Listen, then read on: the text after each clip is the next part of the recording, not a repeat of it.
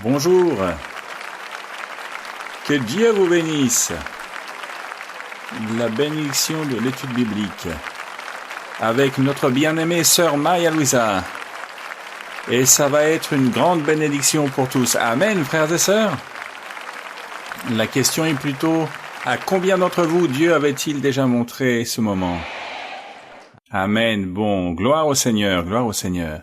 C'est ce qui est beau d'être guidé par le Dieu qui parle dans la Bible, un Dieu vivant.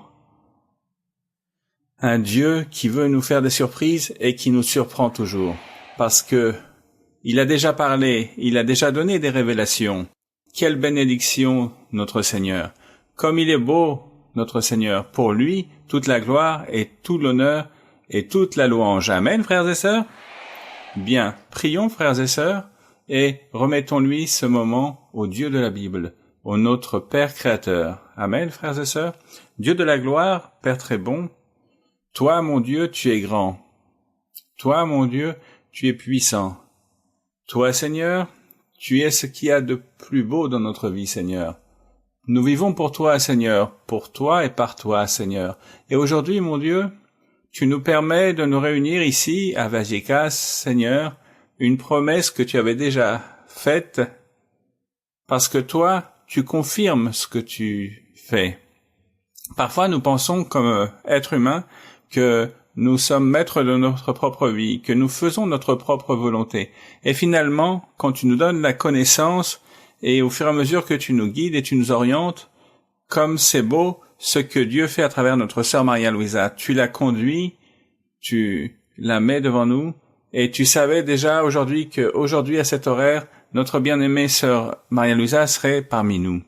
Pour cela, Seigneur, aujourd'hui, nous voulons te remettre ce culte, cette étude biblique, pour que ça soit une grande bénédiction pour tous ceux qui aujourd'hui sont présents, pour tous ceux qui vont nous voir, pour tous ceux qui nous verront une grande bénédiction, une libération, et surtout, Seigneur, qu'il y ait des miracles, des prodiges, des signes, et Seigneur, surtout aussi, qu'il y ait la possibilité d'apprendre plus de ton évangile, de ta doctrine.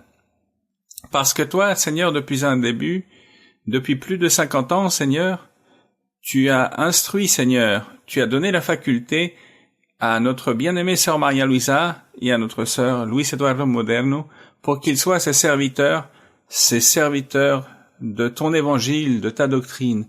Et cela, Seigneur, cela s'est fait à travers le monde entier, Seigneur. Et aujourd'hui, de nos jours, ces dernières 30 années, en direction de notre sœur Maria-Louisa, nous avons appris chaque jour plus cette doctrine qui nous a enseigné à être libres des attaques du malin et que chacun, son libre arbitre, suive le Seigneur. Il n'y a pas d'excuse parce que comment ne pas nous présenter devant ta présence pour faire ta volonté si tout t'est donné? Il y a eu énormément de révélations. Il y a eu d'explications de l'évangile de la doctrine. Tu as donné puissance, manifestation. Et comme beaucoup ont voulu te demander qu'il aimerait vivre des époques passées, des époques où il y avait des apôtres, tu leur as enseigné par les rêves qu'il n'y a pas de meilleur temps que celui-là, avec notre apôtre, notre bien-aimée sœur Maria-Louisa. Pour cela, aujourd'hui, Seigneur, que ce jour soit une grande bénédiction pour tous, et même aussi pour ceux qui vont nous voir, Seigneur, parce que ainsi a été diffusé ton évangile, Seigneur, que ceci arrive à nos cœurs, pour qu'il y ait de la liberté, pour qu'il y ait du contentement, et pour que nous puissions, chacun d'entre nous, jouir de ces moments, Seigneur, et jouir de la présence de notre sœur Maria-Louisa. Tout ceci, Seigneur, tout ce que nous faisons, c'est pour toi et par toi, Seigneur. Au nom de Christ, reçois, Seigneur, ce moment, et cette étude biblique. Amen et Amen. Vous pouvez vous asseoir, frères et sœurs.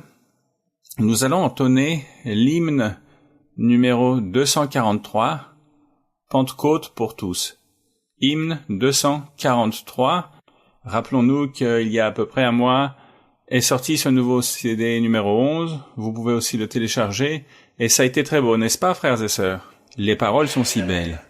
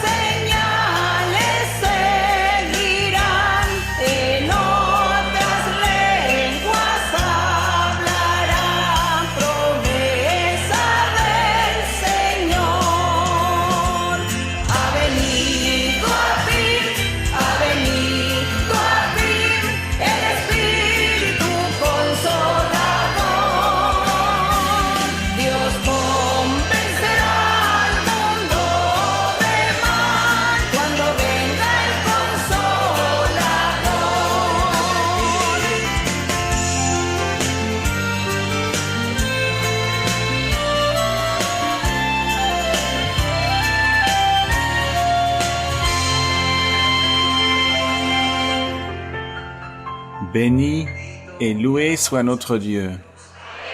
Bienheureux ceux qui peuvent comprendre l'Évangile et la doctrine.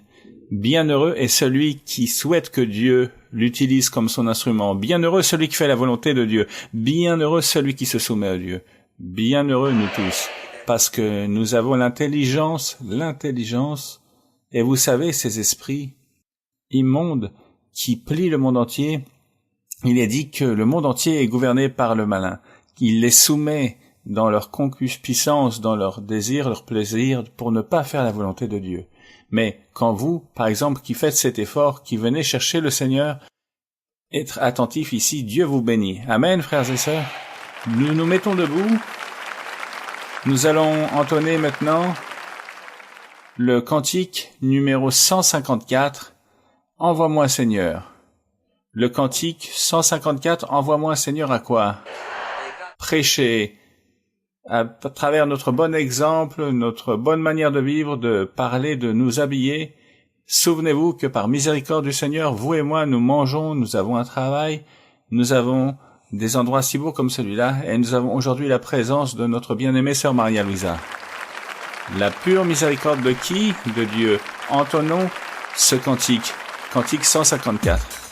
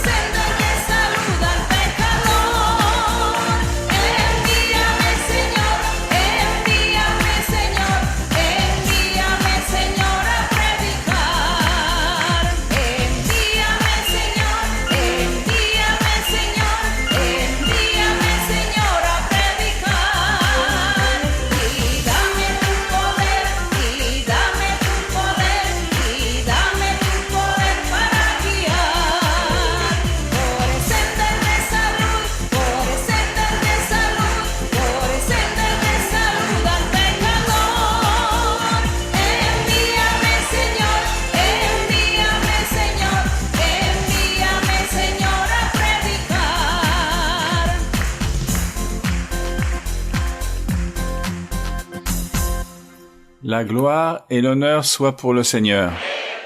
Pourquoi pécher? Et c'est pour cela que nous avons une grande maître, une grande femme, une femme de Dieu, notre bien-aimée sœur Maria Luisa avec nous. Dieu vous bénisse.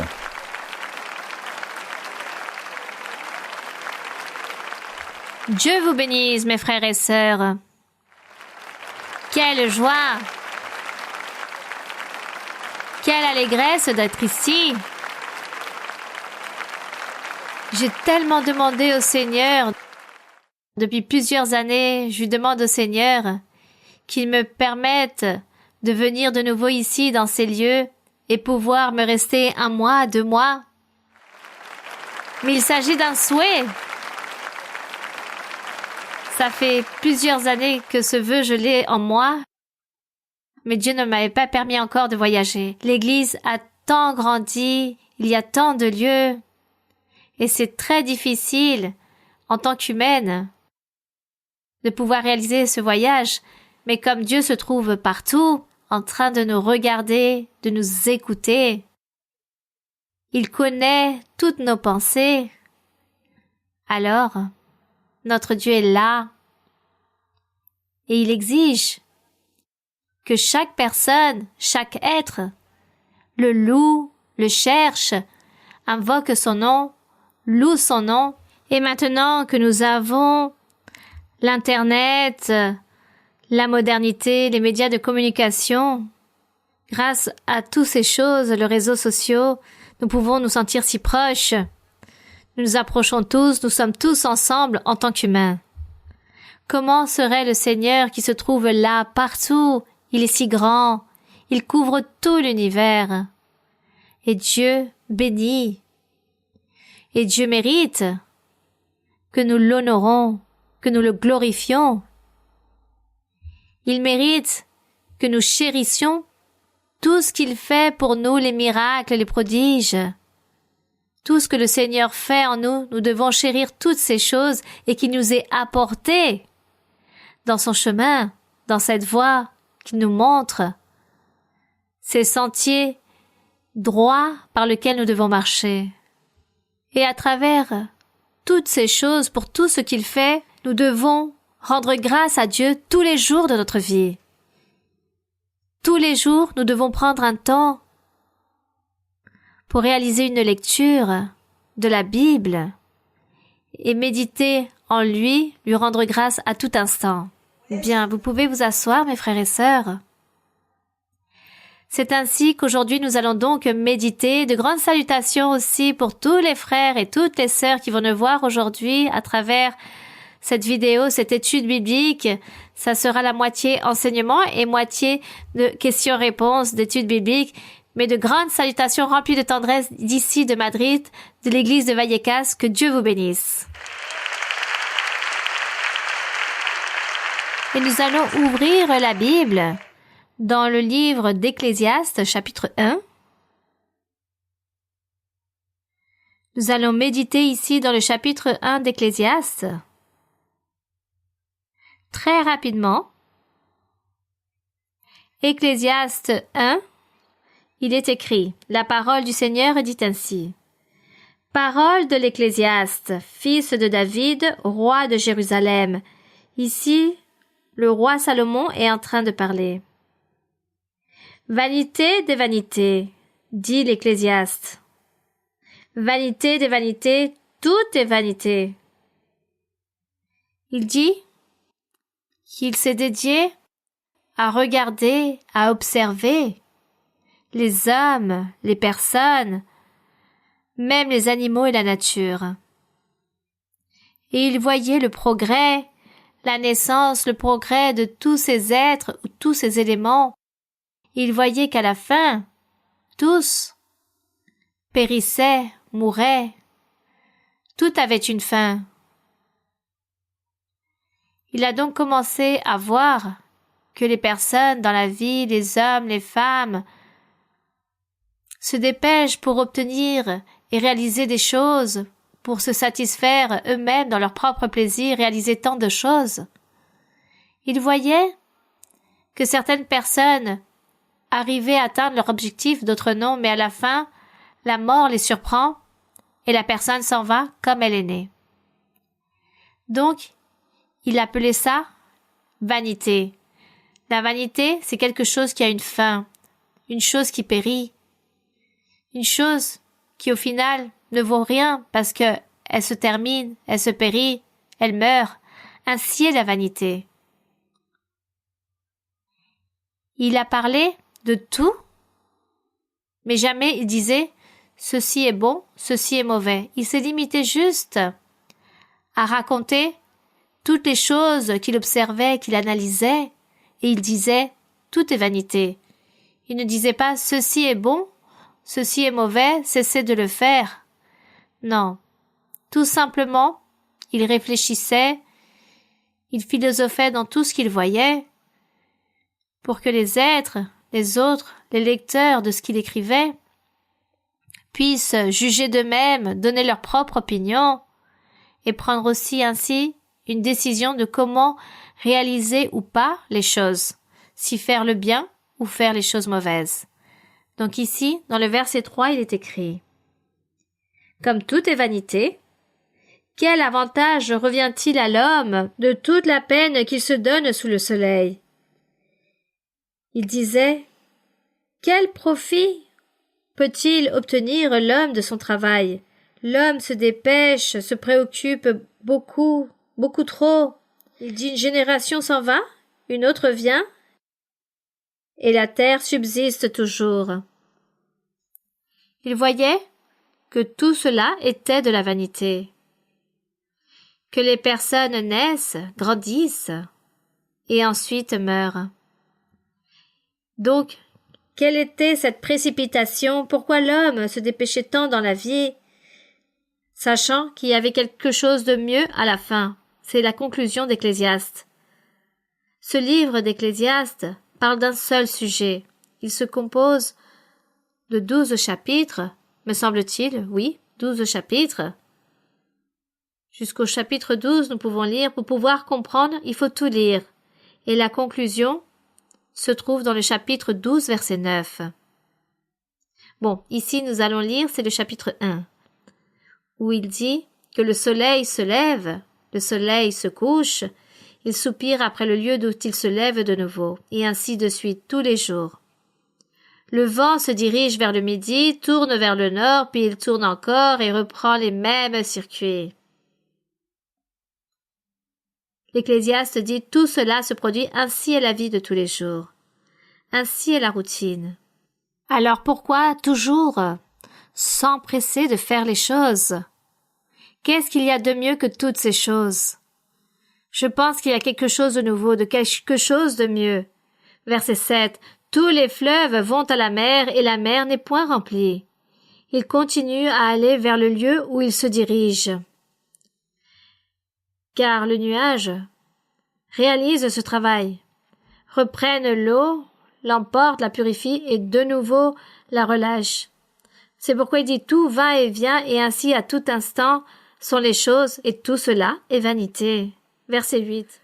Toutes choses sont au travail au-delà de ce qu'on peut dire, ce que l'homme peut exprimer.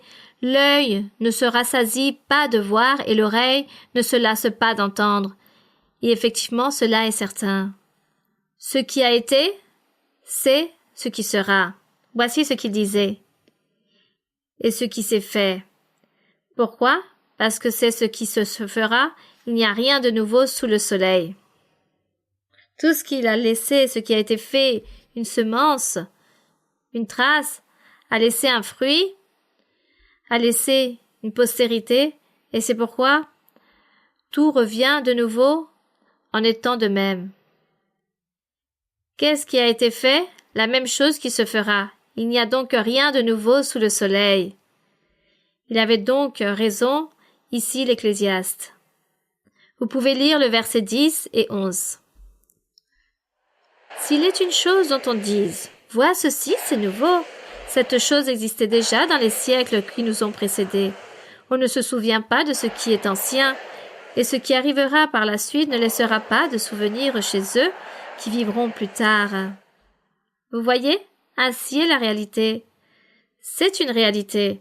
C'est pourquoi aujourd'hui, les personnes, parfois nous aimons aller au musée, et nous allons au musée et nous trouvons des choses qui datent d'années en arrière, de 1400, 1600, l'histoire, les chefs, les gouverneurs, les présidents, comment toutes les personnes anciennement vivaient, comment étaient leurs habits, comment étaient les choses qu'ils avaient coutume d'avoir, de faire, et nous admirons toutes ces choses.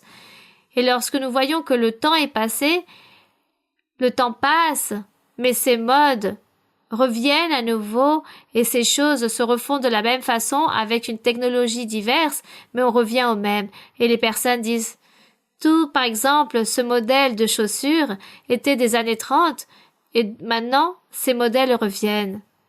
Oui, l'Ecclésiaste, le roi Salomon, avait raison dans tout ce qu'il observait de la vie. Il est logique, aidé par Dieu, car Dieu aidait à regarder, à observer, à penser, à analyser, à méditer sur toutes les choses. Il avait tout à fait raison. Et à la fin, il disait, tout est vanité. Mais il y a quelque chose qui n'est pas vanité. Mais nous allons le voir dans le chapitre 12. Puis, il est écrit, moi, l'Ecclésiaste, dans le verset 12, moi, l'Ecclésiaste, j'ai été roi d'Israël à Jérusalem. J'ai appliqué mon cœur à rechercher et à sonder par la sagesse tout ce qui se fait sous les cieux. C'est là une occupation pénible à laquelle Dieu soumet les fils de l'homme, afin qu'ils s'occupent en ce travail, en cette fonction, de vouloir se précipiter, travailler, explorer, de vouloir s'améliorer, transformer, et de faire beaucoup de choses dans ce globe terrestre. Puis, verset 14, il est écrit « J'ai vu tout ce qui se fait sous le soleil, et voici, tout est vanité. » Et quoi d'autre? Et poursuite du vent. C'est cela. Tout est une poursuite, un tourment, des préoccupations, des inquiétudes, qu'on n'a pas pu faire les choses correctement, que les choses ne fonctionnent pas très bien, que la machine s'est cassée, que les produits ne reviennent plus. Bon, il s'agit d'une grande affliction d'esprit. Mais à la fin, encore une fois une vanité, lorsque les personnes meurent, lorsque tout a une fin, tout termine, et tout est encore vanité. Et quelqu'un dira, nous avons perdu le temps dans la vie. Est-ce qu'on perd notre temps? Et nous allons nous en rendre compte tout à l'heure. Verset 15. Ce qui est courbé ne peut se redresser, et ce qui manque ne peut être compté. J'ai dit en mon cœur, voici, j'ai grandi et surpassé en sagesse tous ceux qui ont dominé avant moi sur Jérusalem. Et mon cœur a vu beaucoup de sagesse et de science. Verset 17. Le roi Salomon dit ainsi, « J'ai appliqué mon cœur à connaître la sagesse et à connaître la sottise et la folie. J'ai compris que cela aussi, c'est la poursuite du vent. » Il dit que les folies et les sottises étaient des difficultés, des problèmes et des tribulations pour l'être. Verset 18. Car avec beaucoup de sagesse, on a beaucoup de chagrin, et celui qui augmente sa science augmente sa douleur. Il y avait donc ici beaucoup d'afflictions, beaucoup de choses, malgré la sagesse humaine. Il dit celui qui augmente sa science, donc le plus grand scientifique, augmente aussi sa douleur à travers sa connaissance. Car il s'ouvre, il s'inquiète parce que cette personne veut être parfaite ou se perfectionner dans tout, il n'arrive jamais à atteindre son objectif. Donc tout devient une vanité. Le grand scientifique meurt et le travail, l'affliction, la préoccupation, tout est resté là. Il a donc perdu le temps, comme s'il aurait perdu son temps durant toute sa vie, durant toutes ses recherches qu'il a réalisées. Voici par rapport à la vanité.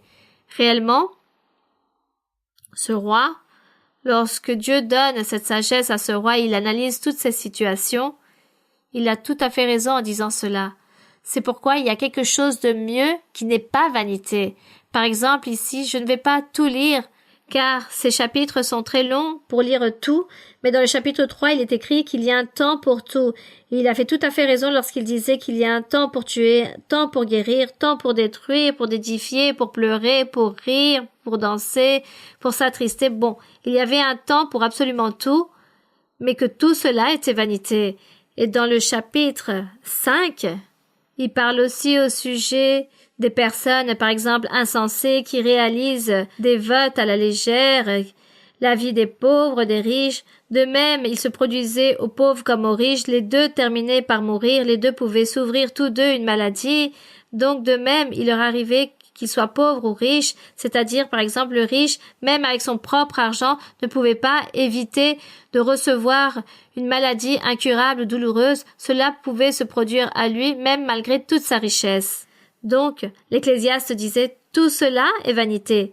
Si l'homme commence à réfléchir et voir tout ce qu'il fait dans la vie, tout cela est vanité. Mais il y a quelque chose de très important qu'il faut faire et c'est la seule chose qui peut satisfaire et qui n'est pas vanité. Donc, tout ce qui est Ecclésiaste, il s'agit d'un seul sujet, mais à la fin, ici, dans le chapitre 12, où nous allons voir, il s'agit de la conclusion par rapport à cette vanité. C'est pourquoi ici, dans le chapitre 12 d'Ecclésiaste, au verset 9, nous allons lire ici à partir du verset 9, mais si vous voulez, vous pouvez lire tout le livre d'Ecclésiaste pour pouvoir comprendre ce que l'Ecclésiaste raconte au sujet de toutes les choses que nous vivons dans la vie, dans ce globe terrestre, par rapport à tout ce qui se fait et ce qui se produit dans l'humanité, même aux animaux, à la nature, et que réellement tout est vanité. Oui, si nous connaissons pas un chemin, qu'il est écrit ici dans le verset 9, ou 11 de certaines Bibles, outre que l'Ecclésiaste fut un sage, ce roi, ce prêcheur, il a encore enseigné la science au peuple, il a examiné, sondé, mis en ordre un grand nombre de sentences. L'Ecclésiaste s'est efforcé de trouver des paroles agréables, et ce qui a été écrit avec droiture, ce sont des paroles de vérité. Les paroles des sages sont comme des aiguillons, et rassemblées en un recueil, elles sont comme des clous plantés donnés par un seul maître, c'est-à-dire que toutes les paroles données par un pasteur, un prêcheur parlant de Dieu, enseignant de Dieu, c'était comme un clou qui est planté dans le cœur des personnes, et que c'était beaucoup mieux écouter au sujet de Dieu et accepter et vivre avec Dieu dans la vie. Et c'est pourquoi il dit, « Du reste, mon fils, tire instruction de ces choses. On ne finira pas si l'on voulait faire un grand nombre de livres, et beaucoup d'études est une fatigue pour le corps. Écoutons la fin du discours. Lisez, mes frères et sœurs, la conclusion et la fin de tout ce discours. Crains Dieu et observe ses commandements. C'est là ce que doit faire tout homme. Car Dieu amènera toute œuvre en jugement au sujet de tout ce qui est caché, soit bien, soit mal. » De dire, nous dans la vie, nous vivons toutes ces choses. De la vanité, tout est vanité. Mais si nous persévérons dans le chemin du Seigneur, nous faisons la volonté de Dieu, car il est écrit qu'il faut observer les commandements de Dieu, ainsi est le tout dans l'homme, dans l'être. Et cela, ce n'est pas de la vanité, car après la mort, pour celui qui a suivi le chemin de Dieu, lui attend une vie éternelle, une vie remplie de bonheur, de triomphe. Il ne s'agit plus d'une vie remplie de vanité, mais une vie qui en vaut la peine. Il faut donc poursuivre. Ainsi est la conclusion. Si vous lisez tout Ecclésiaste, vous n'allez pas vous confondre, vous allez au contraire bien comprendre, car l'Ecclésiaste ne va pas donner des explications si c'est bon ou mauvais. Tout simplement, il va dire tout ce qui se fait, et ensuite il dit à la fin, tout cela est une vanité pour l'homme, mais sans la connaissance de Dieu.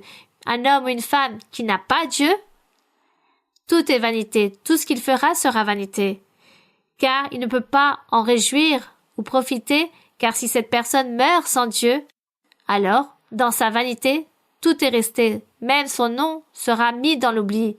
Mais le plus beau, c'est que l'être humain que Dieu a établi sur la terre connaisse son chemin, loue son nom, observe ses commandements, car tout cela n'est point vanité, car la personne continue à vivre et même au-delà de la mort. Que l'honneur et la gloire soient pour notre Dieu, et que le Seigneur nous aide aussi.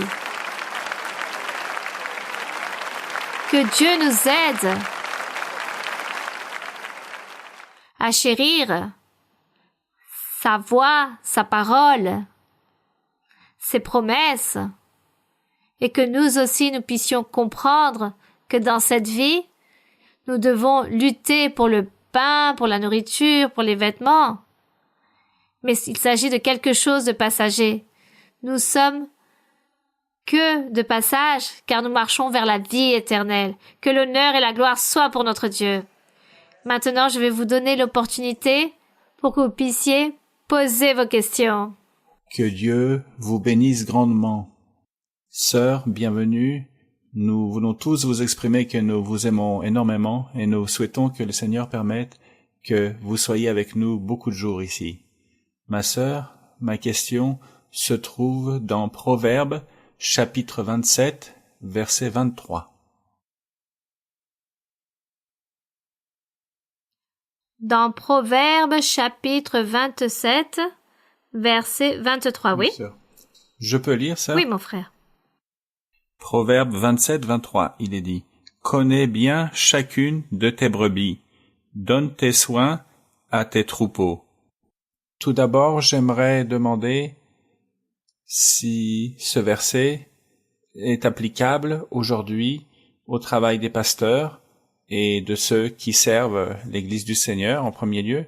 En plus, En plus de ce même verset, j'aimerais vous demander ou vous rapporter que le Seigneur m'a permis de connaître beaucoup d'assemblées et de voir les manières de travailler de différents pasteurs.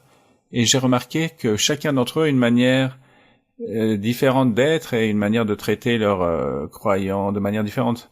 Certains sont plus chaleureux, d'autres sont plus distants. Chacun fait son travail très bien, mais on voit ces différences. Et ceci est associé à une autre question que j'ai dans mon cœur. C'est de savoir, le Seigneur m'a permis de connaître son Église il y a plus de 20 ans, et parfois j'ai eu dans mon cœur la question de savoir si, par le fait d'être une personne introvertie, et même parfois un peu distante émotionnellement de la plupart des gens, est-ce que cela est un empêchement spirituel? Parce que, après de tant de temps, je n'ai pas reçu le Saint-Esprit, et je connais d'autres personnes qui ont des caractéristiques similaires et qui ont eu cette difficulté de prendre beaucoup de temps à recevoir le Saint-Esprit. Ma sœur, merci beaucoup. J'espère que vous pourriez nous édifier. Bien.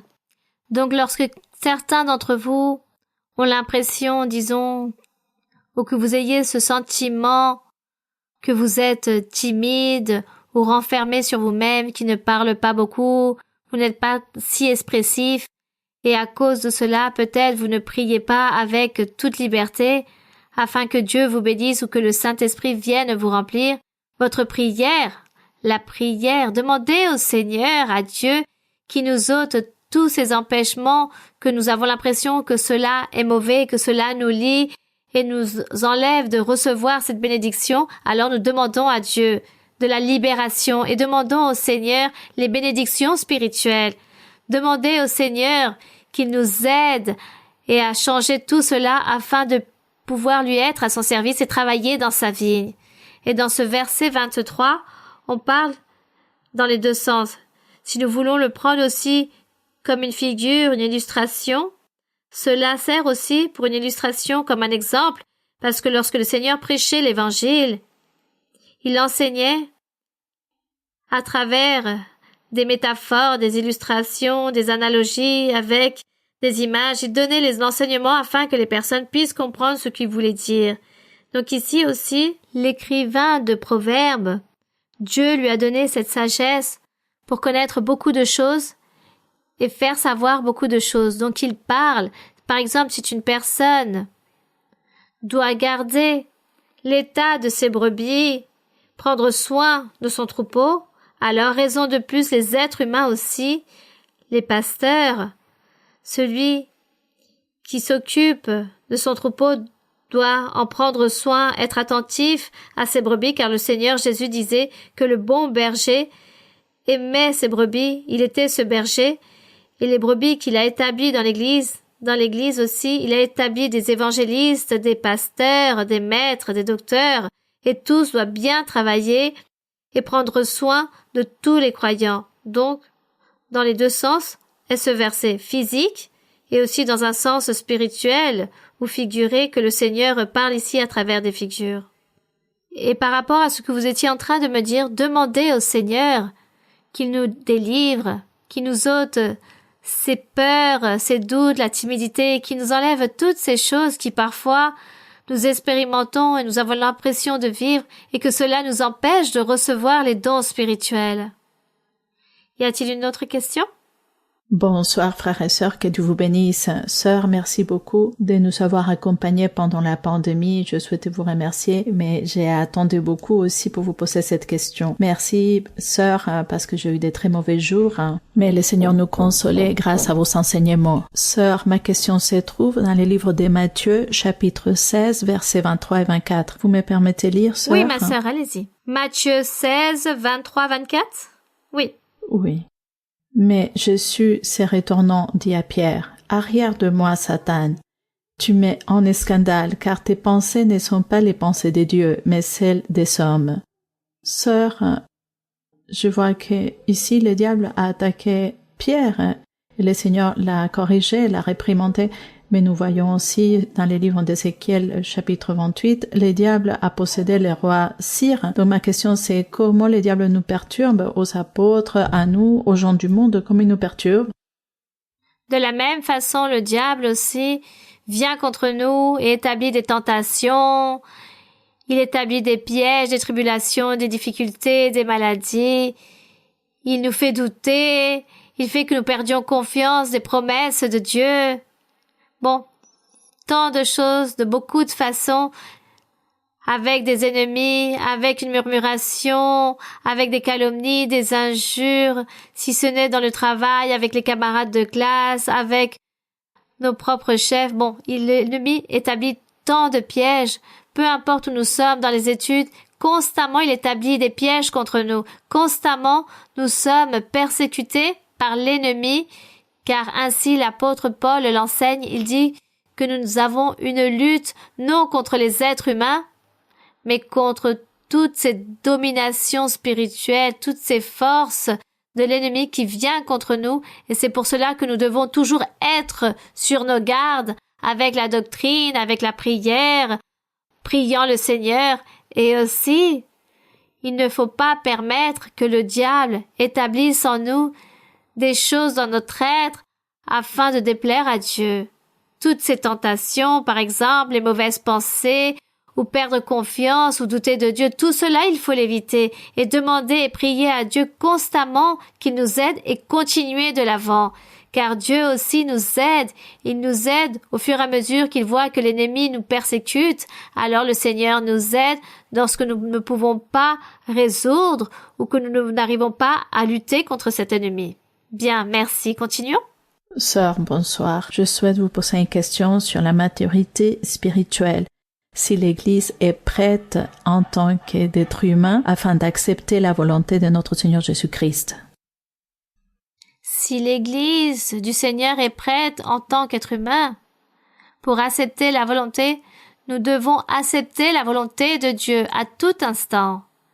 Tous les jours, nous devons réfléchir en le Seigneur, accepter la volonté de Dieu, observer la parole de Dieu, lui être obéissant, apprendre la doctrine, lire beaucoup la Bible, changer aussi nos comportements, notre manière d'être par rapport au désordre que nous vivons, car nous reflétons ce que nous sommes dans notre foyer, avec nos familles, dans tout ce cercle familial, dans ce rôle de famille que nous avons parfois. Dû à une certaine situation, nous devenons très colériques et nous exprimons ce que nous sommes. Et les personnes autour de vous vont dire, vous allez à l'église, pourquoi êtes-vous ainsi avec votre mauvais comportement, avec votre colère, avec votre irritation, avec tous vos conflits? Pourquoi vous êtes toujours en train de donner des paroles vaines, des paroles désordonnées ou grossières? Pourquoi vous comportez-vous de cette façon? N'allez pas vous à l'église, ne dites-vous pas que vous allez à l'église et que Dieu parle? Alors, pourquoi êtes-vous ainsi? Pourquoi vivez-vous avec une vie désordonnée? Et c'est là où la famille réellement, ceux qui ne viennent pas à l'église, voient ce mauvais témoignage qu'il y a en vous.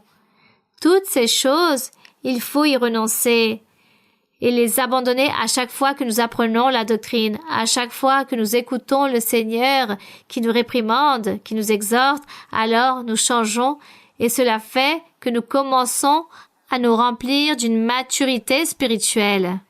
Mais la maturité spirituelle, ce n'est pas à travers l'âge, mais par le fait de faire les choses par la connaissance et les actions, de faire la volonté de Dieu, c'est là où nous obtiendrons une maturité spirituelle. À travers son savoir, son entendement, par rapport à ce que la personne fait dans la vie, une vie sainte que la personne mène. Ça, c'est la maturité spirituelle. Il s'agit d'un processus continuel. Tous les jours qui passent dans notre vie, nous sommes en train de progresser spirituellement et espérons que nous progressions pour un bien dans notre vie spirituelle, que chaque jour nous soyons de meilleures personnes et n'allons pas stagner dans tous les sens, mais au contraire, changeons pour un bien, pour plaire à Dieu. Bien, continuons avec une autre question. Sœur Maria-Louisa, bonjour, que Dieu vous bénisse. Je veux vous poser une question de la Bible parce que, à l'église, très souvent, nous recevons des personnes de religion catholique, chrétienne, évangélique, incluant même des musulmans et même des rabbins. Ils ont toujours une question, elle est dans la première épître aux Corinthiens, chapitre 13, versets 9 et 10. Je peux lire, sœur? Oui. Premier livre de Corinthiens. Chapitre 13, versets 9 et 10. Car nous connaissons en partie, et nous prophétisons en partie. Mais quand ce qui est parfait sera venu, ce qui est partiel disparaîtra. Beaucoup de personnes, quand ils viennent de ces religions, sœurs, ils parlent toujours que tout est très beau à l'Église, mais ils veulent toujours savoir, ils disent que dans la Bible, les prophéties termineront. Où il est dit, « Elles prendront fin lorsque viendra la perfection. » Il est bien écrit ici. En partie nous connaissons et en partie nous prophétisons. Mais quand ce qui est parfait sera venu, ce partie de la prophétie disparaîtra, et cette partie que nous connaissons de la doctrine prendra fin. Mais lorsque viendra la perfection, et qu'est-ce qui est parfait? Alors, qu'est-ce qui est parfait? Qui est parfait? Où se trouve la perfection? Si nous sommes en voie de la perfection, lorsque viendra ce qui est parfait, ce sera là-bas, dans la vie éternelle, non ici. Lorsque viendra ce qui est parfait, c'est parce que nous avons parcouru le chemin du Seigneur, nous sommes arrivés au but et nous allons arriver devant la présence de Dieu, et là-bas, devant la présence de Dieu, c'est ce qui est parfait, car c'est Dieu même qui va paître, il va nous paître, il nous conduit là-bas. Et voici, ceci est parfait. Pourquoi voulons-nous la prophétie après la mort avec Dieu? Nous n'aurons pas besoin de la prophétie, car nous allons être avec Dieu. Nous n'allons même pas avoir besoin du ciel ou de la lune, car il est notre soleil, il est cette lumière. Voici ce qui est parfait. Ce qui est parfait, c'est Dieu. Alors, toutes ces personnes, on leur dira, oui, vous avez raison. Mais ce qui est parfait vous a déjà atteint. Qu'est-ce qui est parfait pour vous? Qu'est-ce qui est parfait pour vous? On pourrait leur poser cette question. Et si ces personnes ne savent pas répondre, alors on répondra ce qui est parfait, c'est Dieu, et nous allons l'obtenir après la mort. Lorsque, dans cette vie, nous devons nous perfectionner et vivre une vie sainte, une vie droite, et persévérer. Nous allons donc ainsi, le Seigneur Jésus dit que nous allons atteindre la perfection avant de mourir. Et après la mort, nous serons avec Dieu, et c'est ce qui est parfait. Être avec Dieu dans la vie éternelle. Nous n'aurons pas besoin de prophétie. Mais pour l'instant que nous sommes ici, en tant qu'humains, que nous sommes en train de vivre ici, nous les êtres humains, nous avons besoin que Dieu nous guide, nous oriente, qu'il nous appuie, qu'il nous soutienne et qu'il nous console. Bien. Continuons. Vous avez une autre question? Non. Ce que je disais, sœur, c'est parce que quand ces personnes arrivent de ces religions, beaucoup disent que nous avons même parlé avec des pasteurs d'autres religions. Disons, lorsque vous parlez d'une autre assemblée, il s'agit d'une autre dénomination religieuse. Et ils ont une signification ils disent que ce qui est parfait, ils disent que c'est la Bible. Il y a des personnes musulmanes qui disent que le Seigneur Jésus-Christ est venu, c'était ce qui était parfait. C'est pour ça que je vous demandais, parce que... Alors, on répondra à cette personne musulmane, vous dites que le Seigneur Jésus est arrivé et c'est pour cela que vous êtes parfait? Vous pensez que vous êtes parfait parce que vous dites que le Seigneur Jésus est arrivé, alors nous sommes en train de vivre la perfection? Êtes-vous parfait?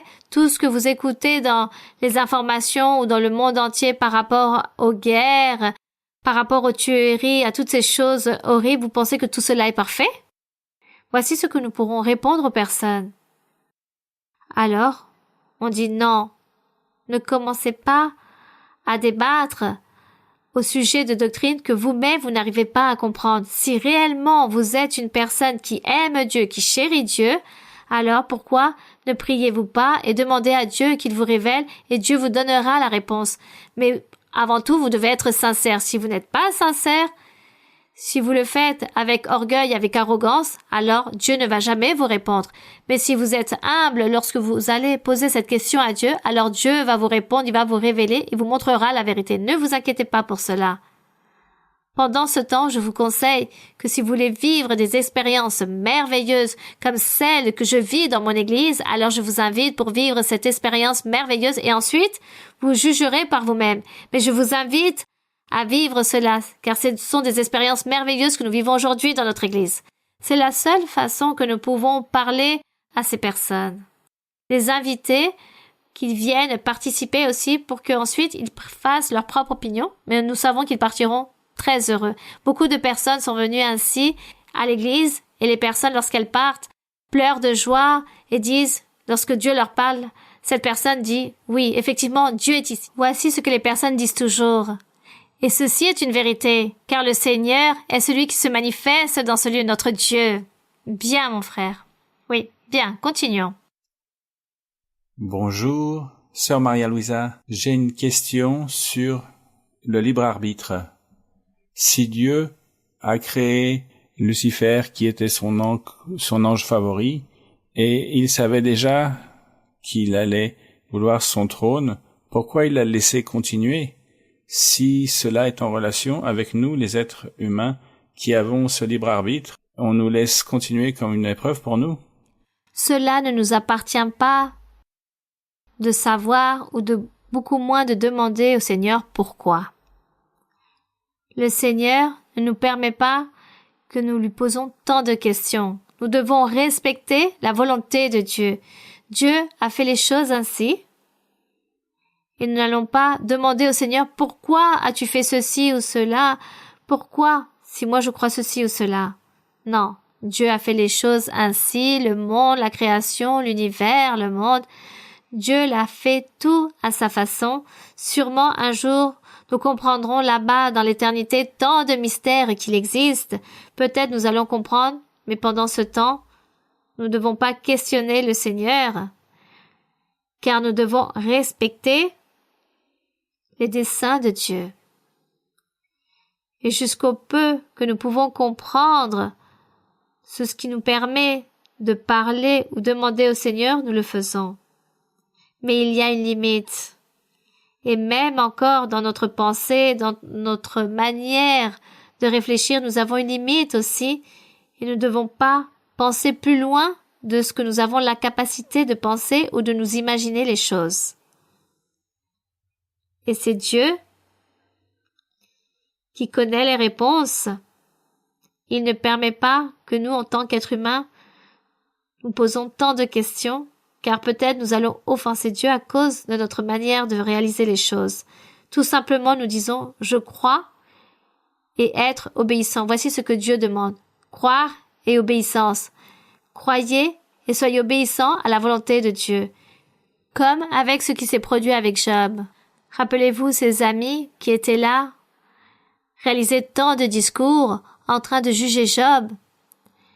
Et à un moment donné, le Seigneur a posé des questions à Job. Il lui a dit, « Si tu sais beaucoup, alors réponds à ces questions. As-tu vu les dépôts de grêle? Es-tu parvenu jusqu'aux amas de neige? Où étaient tous ces grands mystères?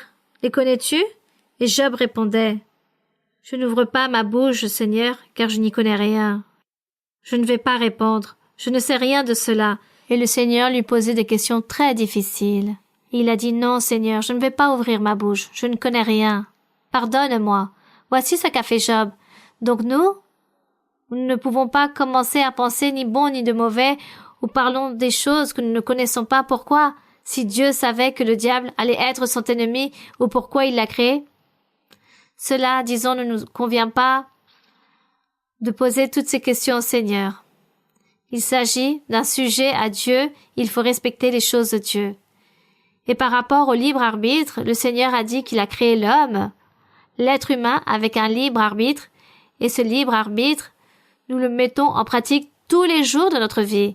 Tous les jours de notre vie, certains travaillent, d'autres étudient, d'autres travaillent chez eux, d'autres vont au marché, ou marchent dans les rues, d'autres voyagent. Il existe tant de choses dans la vie. Je pense que nous tous, les êtres humains, nous sommes comme des fourmis qui vont et viennent. Chacun fait leur propre chose. Il s'agit du libre arbitre. Chacun, nous cherchons à manger, à nous vêtir, à voyager. Nous faisons beaucoup de choses. Il s'agit du libre arbitre. Et nous n'avons pas besoin que Dieu nous parle à tout instant de quoi nous devons manger, comment nous devons nous vêtir. Il s'agit du libre arbitre. Et voici ce que nous mettons en pratique. Les choses profondes et mystérieuses appartiennent à notre Dieu. Bien, continuons. Bonsoir, sœur Maria-Louise. Bienvenue à Madrid. Je souhaite poser une question de la Bible dans les épîtres de l'apôtre Paul. Le premier passage se trouve dans le premier livre des Corinthiens, chapitre 13, verset 5. Oui.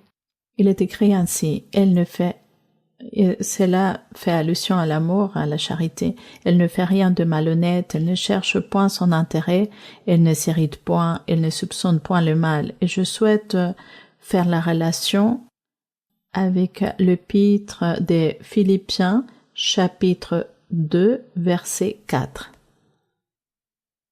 où l'apôtre Paul insiste sur le même sujet, que chacun de vous, au lieu de considérer ses propres intérêts, considère aussi ceux des autres.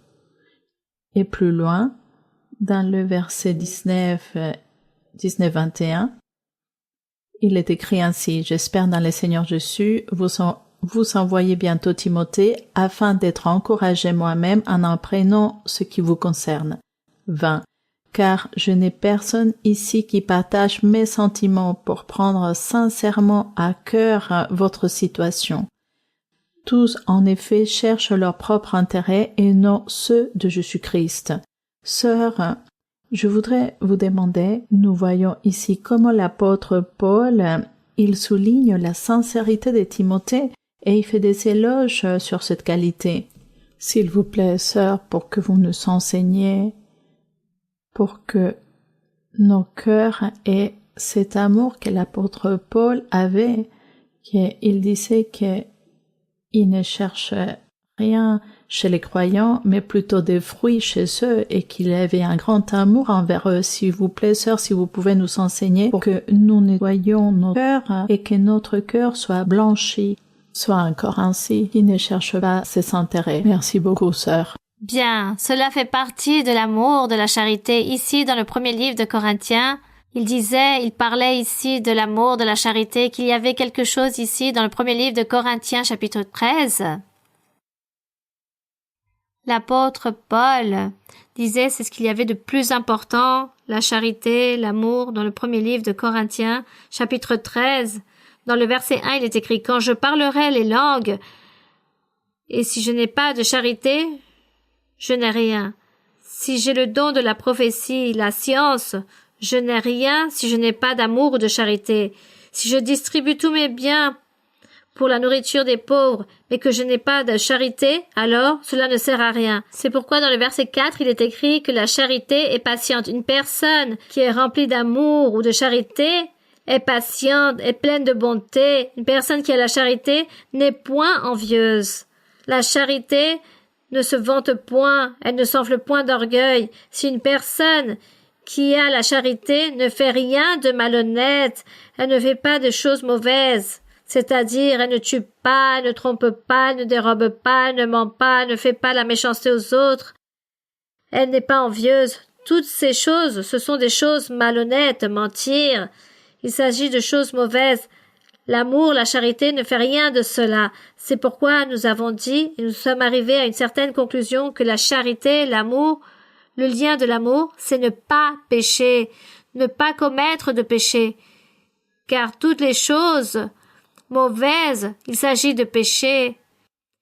La colère, les irritations, la haine, les vols, les enlèvements, tout cela, il s'agit de péché. Et lorsque la personne arrive à un état que Dieu la change, cette transformation dans son être, dans son cœur, et maintenant elle n'a que de l'amour, de la charité dans son être, comme l'apôtre Paul, comme les autres apôtres. Comme Dieu aussi, il nous a donné cela, d'avoir cette charité, cet amour, cette miséricorde envers les personnes, de ne pas garder de haine, de cupidité, ne pas mentir, ne rien faire de mauvais.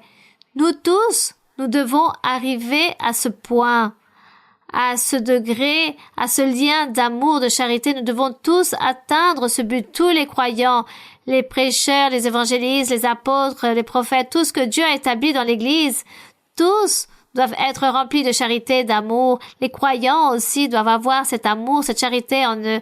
Et c'est lorsque tous nous arrivons à ce point, on dit que nous arrivons à la perfection, que nous arrivons à être parfaits.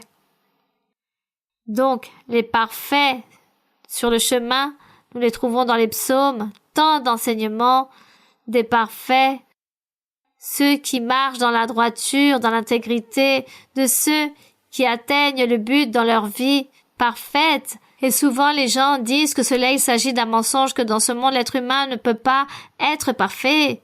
Bien sûr que oui, car le parfait dans son cœur, il n'y a aucun péché. Il les observe, il observe les autres personnes en train de commettre tant de fautes, tant d'erreurs, tant de choses mauvaises, mais cette personne ne refait plus ces choses. Et comme cet homme de Dieu ou cette femme de Dieu atteint cette perfection, alors cette personne est miséricordieuse, est remplie de bonté, pense aux autres, donne aux autres et s'oublie elle-même pour que les autres vivent mieux. Si cette personne n'a pas, alors que tous aient, que tous profitent, que tous soient heureux. Ainsi est la charité et l'amour. Et nous sommes en train de lutter pour atteindre ce triomphe, cette récompense ou ce grand prix d'être parfait dans le chemin de Dieu. Et je sais que nous allons tous l'atteindre, car Dieu va nous aider à atteindre cela. Bien, continuons avec une autre question. Bonsoir. Bonsoir, sœur. Oui, ma sœur. S'il vous plaît, sœur, pour édifier l'Église et pour édifier le nom de notre Seigneur Jésus-Christ bien-aimé, notre Dieu, pourriez-vous nous expliquer plus en détail la différence entre ignorants, rebelles, insensés, négligents et impies et leur possibilité de rédemption? Merci, sœur, je vous aime beaucoup. Bien, ma sœur, je dois donc écrire ici tout ce que vous me demandez. Donc celui qui est ignorant, quoi d'autre? Ignorant, rebelle, insensé, négligent et impie. Si une personne est ignorante, rebelle, insensée, obstinée, impie, elle a toutes les autres choses. Il n'y a pas que cela. Mais elle est remplie d'autres choses. Elle est mauvaise, je dirais, c'est une personne mauvaise, méchante. C'est une personne qui aime faire le mal, qui aime vivre dans le péché, en train de réaliser les choses incorrectes, mauvaises, à tout instant, en train de réaliser la méchanceté et l'iniquité. Ce n'est pas juste les termes que vous venez d'énumérer, car un péché engendre un autre péché. Et si une personne pratique un péché, commence encore avec un autre, y ajoute un autre, et à la fin, elle pratique tous les péchés, toutes les fautes. Bon. Lorsqu'on parle de l'impie, du méchant qui ne croit pas en Dieu, cela se produit dans la vie. Voici ce que l'Ecclésiaste avait découvert des êtres humains. Qu'il y avait des personnes obstinées, rebelles, méchantes, qui ne voulaient pas écouter la parole de Dieu, ni se soumettre à la parole, ni l'accepter. Nous sommes en train de lutter. Tout d'abord pour notre vie spirituelle et ensuite pour la vie des autres. Car les personnes qui nous entourent, nous voulons que ces personnes aussi vivent et profitent et se réjouissent de ce que nous sommes en train de réjouir avec Dieu. Et les personnes qui nous entourent, si par exemple parmi elles, il y a les obstinés, les rebelles, les insensés, on leur parle de Dieu, on leur donne un bon exemple. Mais si ces personnes ne veulent rien, alors ces personnes s'éloignent et nous laissent. Bon, on ne peut rien faire. Mais notre lutte, c'est aider les personnes qui se trouvent proches de nous, nos parentés, nos amis, nos collègues de travail, dans le travail, dans nos études, que les personnes regardent mon bon témoignage et viennent me demander qui êtes-vous, où allez-vous, et à ce moment-là, je leur parle de Dieu. Ou si ces personnes me partagent leur histoire en disant je suis en train de souffrir, je suis mal économiquement, j'ai des maladies, alors je parlerai à ces personnes de Dieu et je leur dirai je vous invite à aller à mon église pour que les personnes prient pour vous, pour que Dieu vous parle et Dieu fasse un miracle dans votre vie, pour que Dieu vous guérisse, pour que Dieu trouve une solution à votre problème. Voici ce que nous faisons faisons à ces personnes, car la sœur est en train de nous raconter en donnant ces exemples. Certains accepteront l'invitation, d'autres non, d'autres croiront, d'autres non, mais nous persévérons dans notre travail. Gloire à notre Dieu. Continuons de l'avant. Oui, ma sœur? Bonsoir, sœur. Que Dieu vous bénisse. Mon cœur et mon âme se remplissent de joie de vous savoir parmi nous. Les frères et sœurs de Saragosse et de Soria, vous aimons dans le Seigneur. Je souhaiterais vous poser une question telle qui est évoquée dans les livres des Actes. C'est une question qui se trouve dans les livres d'Apocalypse, chapitre 22, verset 6. Il est écrit ainsi, « Et il me dit, ces paroles sont certaines et véritables. Et le Seigneur, le Dieu des esprits des prophètes, a envoyé son ange pour montrer à ses serviteurs les choses qui doivent arriver bientôt. » Donc, ma question est la suivante, sœur. Qui était l'ange de notre Seigneur Jésus? Qui était l'ange? Eh bien, peu importe l'ange, car Dieu a des milliards d'anges.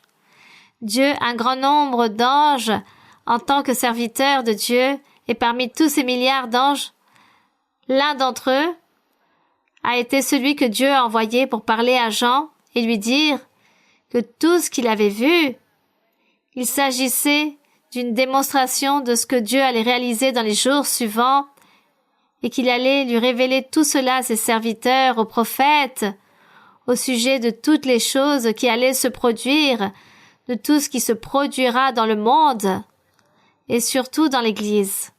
Car le Seigneur dit que les prophètes, il les envoie avec les évangélistes, les apôtres, les docteurs et les pasteurs. C'est pour le perfectionnement de l'Église, pour que l'Église se perfectionne, pour que les personnes cessent de pécher et apprennent la doctrine, et que le Saint-Esprit se manifeste sur chacun et ôte cette tendance au péché, et chaque homme, chaque femme sera parfait devant Dieu.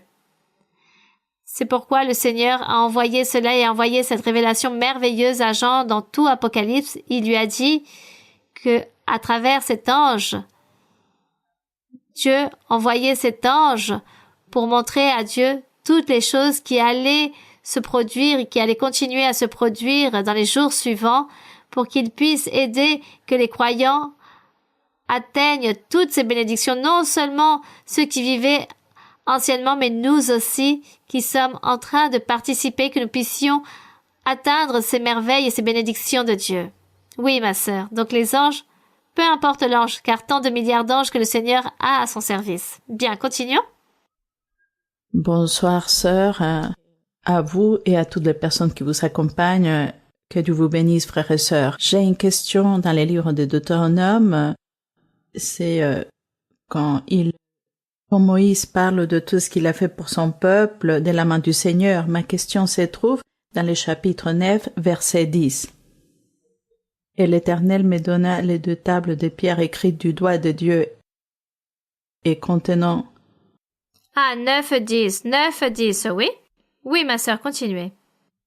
Et contenant toutes les paroles que l'Éternel vous avait dites sur la montagne du milieu du feu le jour de l'assemblée. Ma question, c'est, sœur, c'est-à-dire Dieu connaît tout, il voit tout, et il sait que Moïse, il a été pendant 40 jours en priant avec lui, et il lui a demandé cette alliance sur ces tables, et il lui a dit, va-t'en, car mes enfants se sont détournés. Isadore, c'est vos enfantes. Mais lorsque je lis le verset 17, je saisis les 2 tables, je les jetai de mes mains et je les brisai sous vos cieux. Donc j'ai toujours une question par rapport à ces versets. S'il s'agissait d'une alliance que Dieu a fait, c'est-à-dire quelque chose qui a été écrit du doigt de Dieu, pourquoi il les a brisés? Je me pose toujours cette question quand je lis ces versets. Voici ma question, sœur. Car Moïse dit qu'il a vu, lorsqu'il s'est retourné et qu'il est descendu de la montagne tout en feu avec les 2 tables de l'alliance entre ses mains, il regardait que le peuple s'était détourné en train de vénérer un veau de fonte qu'ils avaient créé, Il avait créé cette idole et le peuple le vénérait, et c'est pourquoi Moïse, disons qu'il s'est rempli d'irritation contre le peuple d'Israël, d'avoir fait toutes ces choses mauvaises, et c'est pourquoi il a brisé ces deux tables pour dire « Vous ne méritez aucune bénédiction de Dieu, vous ne méritez pas que je vous lise ces tables, ces lois, car vous avez péché, vous avez échoué devant Dieu. » C'est pourquoi Moïse agissait ainsi, et lorsqu'il est revenu sur la montagne, l'Éternel lui a donné de nouvelles tables. Voici ce qui s'est produit. Bien, continuons. Bonsoir sœur, bienvenue. Je vais vous poser une question que le Seigneur m'a demandé de vous poser. Ésaïe chapitre 10 du verset 31 au verset 34. Dans Ésaïe chapitre 10, oui. Du 31 au 34. Oui, ma sœur. Madmena se disperse. Les habitants de Guébin sont en fuite. Je suis un peu nerveuse. Encore un jour de halte à Nob, et il menace de sa main la montagne de la fille de Sion, la colline de Jérusalem.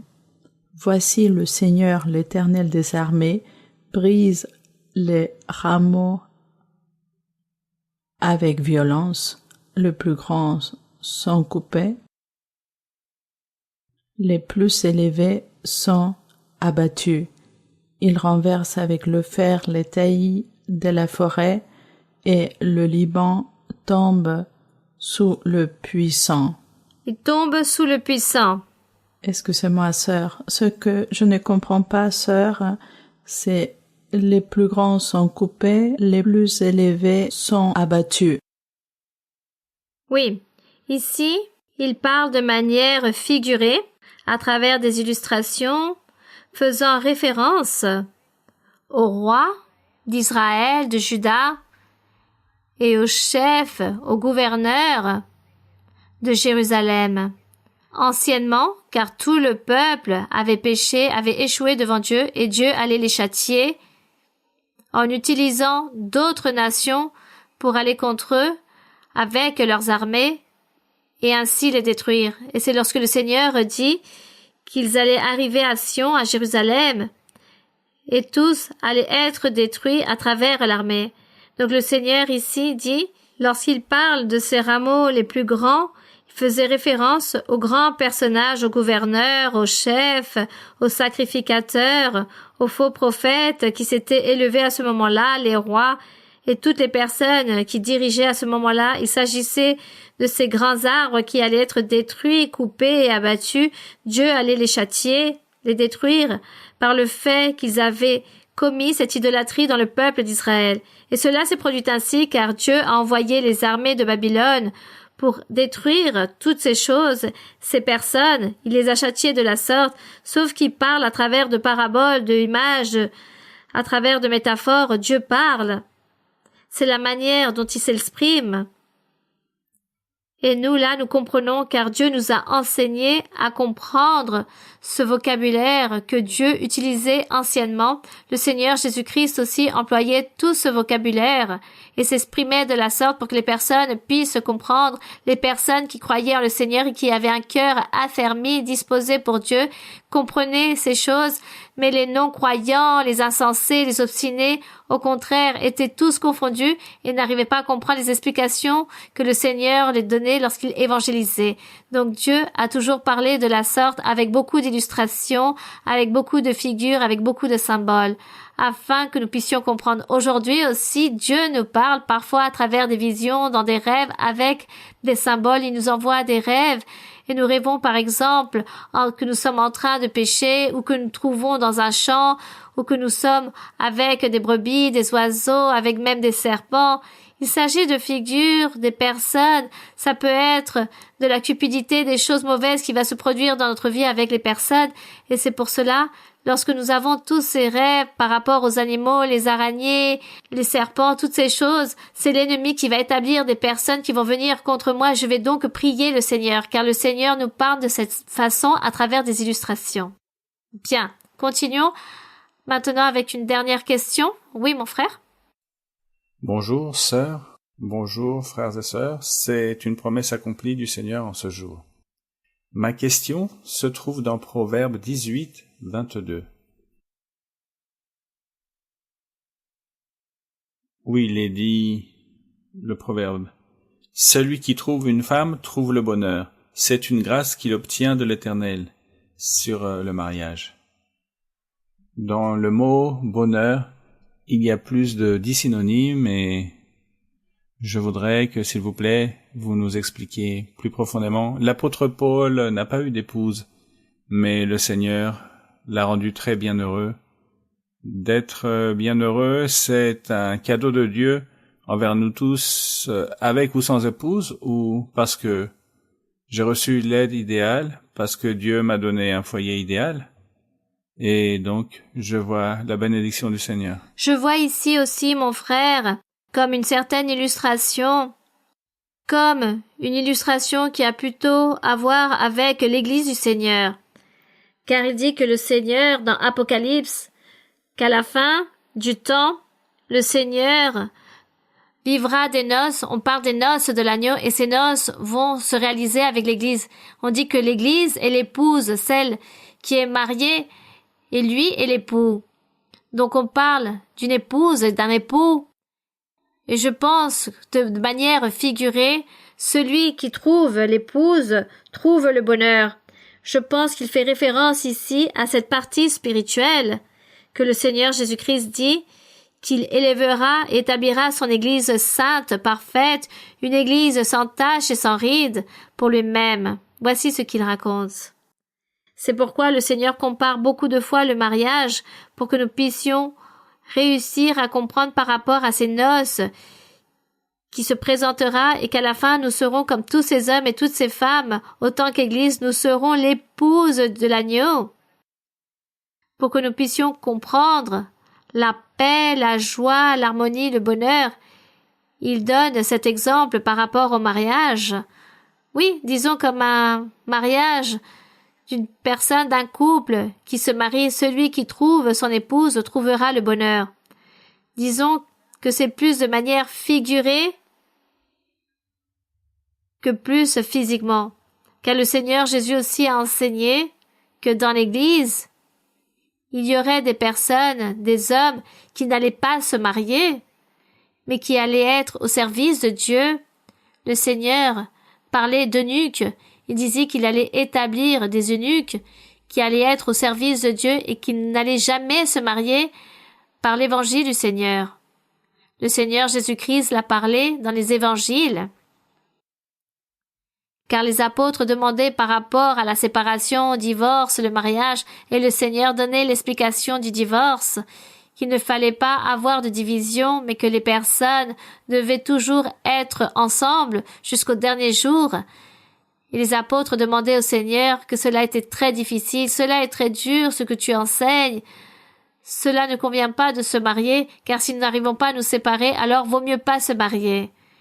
Et le Seigneur disait aux apôtres que non tous allaient pouvoir vivre cette vie, cette situation. C'était juste pour les personnes à qui cela était donné. Et c'est lorsque le Seigneur donne l'explication. Il existe des eunuques qui deviennent eunuques par le royaume des cieux et d'autres qui le deviennent pour être au service des personnes et d'autres qui naissent ainsi eunuques qui n'allaient jamais se marier mais qui allaient être toujours seuls à tout instant.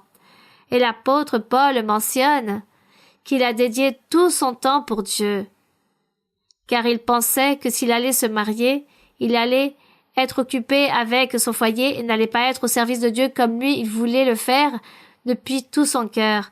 Donc, nous n'allons pas dire que la doctrine se contredit lorsqu'il parle ici dans Proverbe que celui qui trouve une femme trouve le bonheur. Par rapport au bienfait d'une personne, il est bon de se marier. Il est bon que le mariage existe, car il s'agit aussi d'une bénédiction. Mais ce n'est pas qu'il s'agit d'une contradiction que tous doivent se marier ou que personne ne doit se marier. Tout est permissible. Les personnes prennent leurs propres décisions, comme je le disais antérieurement. ceux qui veulent se dédier au service de Dieu comme certains des apôtres ici, mais aussi ici dans Proverbes où on parle symboliquement avec beaucoup de figures, beaucoup de métaphores. Proverbe, l'auteur de Proverbes parle ainsi et on doit le comprendre de cette façon dans le chapitre 31 où on parle d'une femme vertueuse qui est l'église du Seigneur aussi. Et ainsi, de cette façon, nous pouvons comprendre que la parole de Dieu s'exprime de la sorte sans penser qu'il s'agit d'une contradiction. D'aucune façon, il s'agit d'une contradiction. Bien. Donc, je vois que le frère est en train de m'insister pour permettre de poser une dernière question. Alors, la toute dernière. Bonjour, sœur Maria-Louisa. Bonjour, frères et sœurs. Le Seigneur m'a promis que je poserai cette question que j'ai dans mon cœur, et c'est dans Matthieu, chapitre 7, verset 21. Oui. Je peux lire, sœur? Matthieu 7, 21, oui. Ceux qui me disent « Seigneur, Seigneur » n'entreront pas tous dans le royaume des cieux, mais celui-là seul qui fait la volonté de mon Père qui est dans les cieux. Plusieurs me diront en ce jour-là « Seigneur, Seigneur, n'avons-nous pas prophétisé en ton nom? N'avons-nous pas chassé des démons par ton nom? Et n'avons-nous pas fait beaucoup de miracles par ton nom? Alors je leur dirai ouvertement « Je ne vous ai jamais connu, retirez-vous de moi, vous qui commettez l'iniquité. » Depuis que je suis arrivé à l'église en cherchant dans la Bible, faire la volonté de Dieu, avoir une vie droite et sainte devant lui et devant les hommes, parce qu'il faut être intègre devant Dieu et l'homme, c'est faire tout ce qui plaît à Dieu et se soumettre à Dieu en esprit et en vérité. Ma question est, c'est plus important ou c'est ça la base pour gagner la vie éternelle, faire la volonté de Dieu? Faire la volonté de Dieu. Ici, dans le verset 17, en revenant en arrière du verset 21 que vous avez lu, dans le verset 17, le Seigneur enseignait et disait « Tout bon arbre porte de bons fruits. » Il est écrit « Tout bon arbre porte de bons fruits. » Mais le mauvais arbre porte de mauvais fruits, faisant référence aux hommes et aux femmes, à des êtres humains. Il dit qu'un bon arbre ne peut porter de mauvais fruits, ni un mauvais arbre porter de bons fruits. Donc tout arbre qui ne porte pas de bons fruits est coupé et jeté au feu. Donc tout bon arbre donne de bons fruits. C'est donc la vie, ici, lorsqu'il est écrit, lorsque le Seigneur dit, donc non tous qui disent « Seigneur, Seigneur, nous avons prophétisé, nous avons chassé les démons, nous avons fait des miracles », le Seigneur dit « Non, je ne vous connais point, je ne vous connais plus, car vous vous êtes éloignés de mon sentier, vous étiez des arbres qui ont donné des mauvais fruits. Et comme vous êtes devenus en des arbres qui ont donné de mauvais fruits, vous aviez les dons spirituels. Dieu vous avait donné les dons spirituels pour changer, pour une vie meilleure. Mais ces personnes n'ont pas voulu changer et ont voulu continuer à donner de mauvais fruits.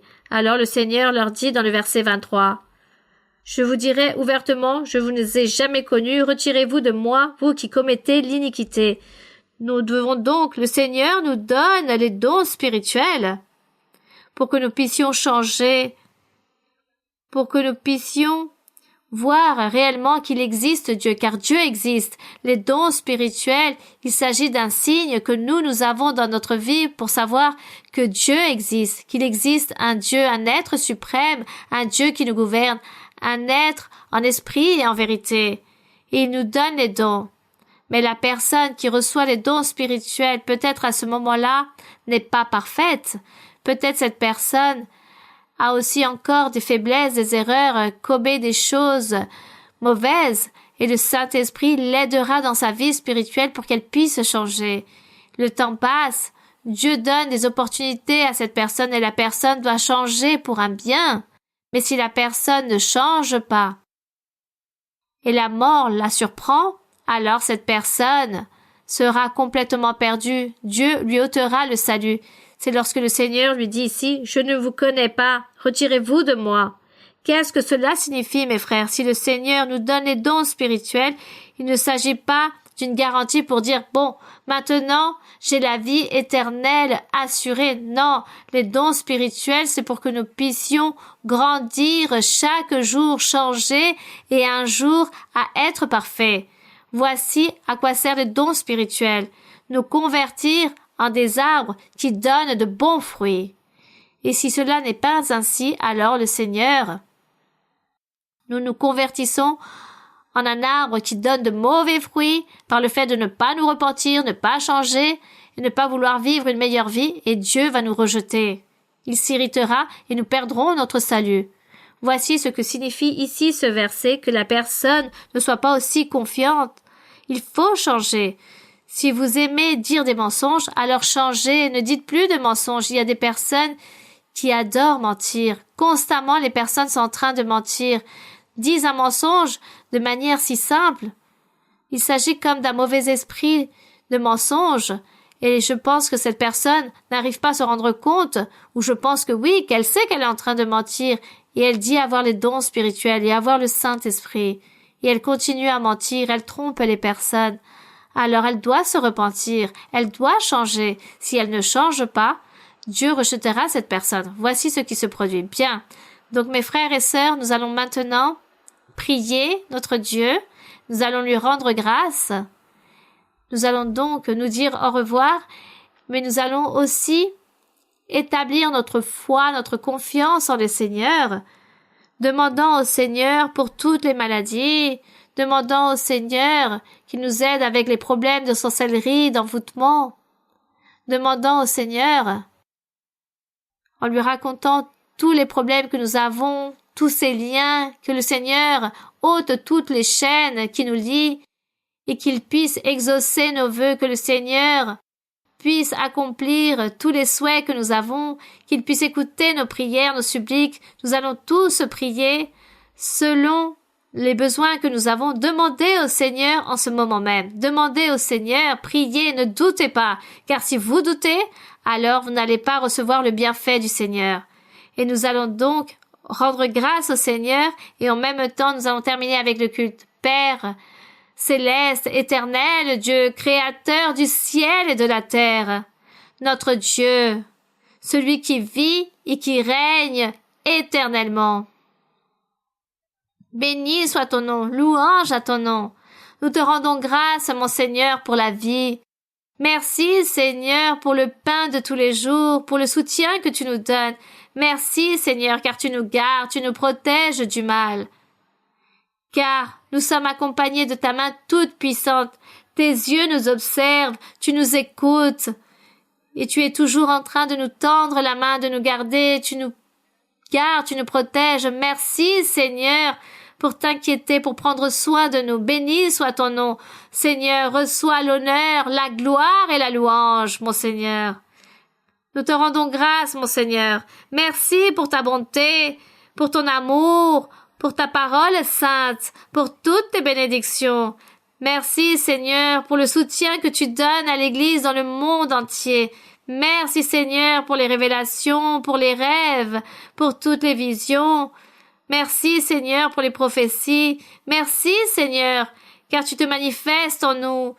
Tu nous enseignes. Tu nous envoies des signes, des démonstrations de ton existence afin que nous ne doutions pas, pour que nous puissions croire et être confiants en toi chaque jour qui passe, que nous soyons fermes et que nous soyons attentifs à ta présence en réalisant le bien, en accomplissant et observant tous tes commandements. Merci, mon Père céleste, au nom glorieux de Jésus-Christ, ton Fils bien-aimé. Nous nous présentons devant toi, mon Seigneur, pour te demander ta bonté, ta miséricorde, pour demander que tu tendes ta main qui guérit sur toutes les personnes qui se trouvent malades, sur chacun d'entre nous, dans nos corps. Car parfois, nous avons cette détérioration physique. Tends ta main, guéris toutes les douleurs, libère-nous et délie, Seigneur, ôte toute maladie incurable, toutes les douleurs, ôte-les, Seigneur, chasse toutes les tromperies de l'ennemi, délie, Seigneur, ôte toutes les chaînes, détruis l'œuvre de l'ennemi. Seigneur, chasse les sorcelleries, les envoûtements, chasse toute malédiction, car aussi, Seigneur, à cause de ces malédictions, viennent les maladies physiques. Seigneur, purifie, délivre, chasse tout doute, toute peur, tout manque de confiance, purifie, mon Seigneur, Libère, Seigneur. Donne-nous en abondance. Remplis-les de ton Saint-Esprit. Délie, Seigneur. Détruis ces chaînes, l'œuvre de l'ennemi. Ôte la cupidité de l'ennemi contre tous tes serviteurs. Béni soit le Seigneur. Nous te louons, mon Seigneur. Nous te donnons l'honneur, la gloire et la louange. Car, Seigneur, tu mérites que nous tous, nous puissions te louer, t'honorer et te glorifier. Merci, Seigneur. Merci, Seigneur, pour ton amour. Merci pour ta miséricorde, pour ton pardon. Béni soit le Seigneur. Louange au Seigneur, que ton nom soit glorifié. Grandes choses a fait notre Dieu. Et c'est pour cela, Seigneur, nous voulons te louer, t'honorer éternellement. Alléluia. Puissant est mon Seigneur. Glorieux le Seigneur. Grand est l'Éternel. Digne de suprême louange. Béni soit l'Éternel, le Dieu d'Israël. Alléluia. Puissant est le Seigneur. Merci, Seigneur. Merci, mon Seigneur. Au nom glorieux de Jésus-Christ, ton Fils bien-aimé, nous te demandons toutes ces choses, mon Seigneur. Descends avec ta puissance. Purifie les cœurs et ôte les tromperies, les liens, les taches, et chasse et détruis toute chaîne de l'ennemi. Ôte toute souffrance et amertume des personnes. Seigneur, libère, purifie, guéris, mon Seigneur. Chasse et ôte toute doute, toute non-croyance. Ôte la méchanceté. Ôte tout matérialisme qui puisse exister dans notre corps, dans notre vie. Ôte toute souffrance, toute amertume, toute tristesse, toute affliction. Détruis les chaînes, Seigneur. Béni soit ton nom. Nous te rendons grâce, mon Seigneur. Merci, Seigneur, pour ta bonté, pour ton amour. Merci pour toutes tes bénédictions, pour ta miséricorde, pour ta sainte parole. Béni soit le Seigneur. Puissant est le Seigneur, notre Dieu qui est tout puissant. Merci, éternel Dieu. Merci, mon roi. Toi qui es juste, nous te louons. Gloire à Dieu. Gloire au Tout-Puissant. Alléluia. Gloire à mon Seigneur. Alabad a Jehová, naciones todas, pueblos todos, alabadle, porque ha engrandecido sobre nosotros su misericordia y la verdad de Jehová es para nosotros, aleluya, amén. Y la verdad de Jehová, aleluya, es para siempre, amén. Alabad a Jehová, naciones todas, pueblos todos, alabadle, porque ha engrandecido sobre nosotros su misericordia y la verdad de Jehová para nosotros, aleluya, amén. Y la verdad de Jehová, aleluya, es para siempre, amén. Va bajando ya, va bajando ya, va bajando la gloria de Jehová. Si su pueblo empieza a orar y deja al Señor obrar, va bajando la gloria de Jehová. Va bajando ya, va bajando ya, va bajando la gloria de Jehová. Si su pueblo empieza a orar y deja al Señor obrar, va bajando la gloria de Jehová. Béni soit le Seigneur. Nous rendons grâce au Seigneur pour ton amour, pour ta miséricorde. Que la gloire soit pour notre Dieu. Que mon Seigneur vous bénisse grandement. À chacun d'entre vous, que Dieu vous bénisse. Et les frères et sœurs qui vont nous voir à travers la vidéo, que Dieu vous bénisse également. Merci. Un grand merci et à très bientôt. Que Dieu vous bénisse.